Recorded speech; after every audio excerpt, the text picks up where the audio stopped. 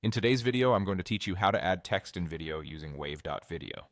By the end, you'll know exactly how to place clean, readable text on your footage and style it so it fits your brand and message.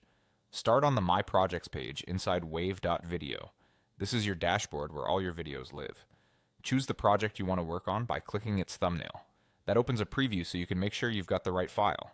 Next, click Edit Video to enter the editor. This takes you to the workspace where you can change visuals, timing, and of course, text. On the editor interface, look for the text option in the toolbar. Click Text to open the text tools and presets. You'll see an Add Text button at the top of that panel, along with ready-made templates below it. If you want full control from a blank starting point, click Add Text.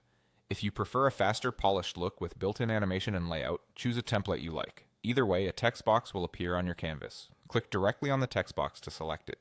Double-click to edit the wording and type your message.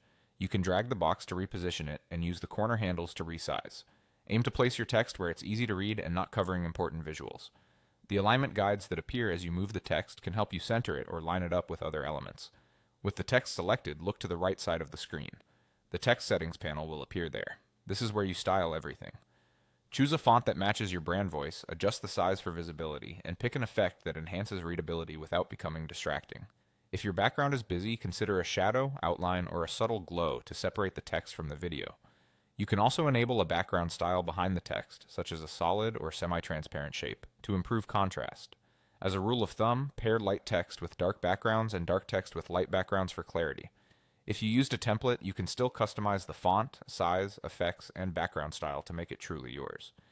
Keep your lines short, avoid cramming too much text on screen, and place keywords where the viewer's eye naturally goes, typically near the center or bottom third. That's the process. Open your project, enter the editor, go to text, add a new text box or pick a template, click to select it, and then fine-tune the look in the right-hand panel until it's clear, on brand, and easy to read.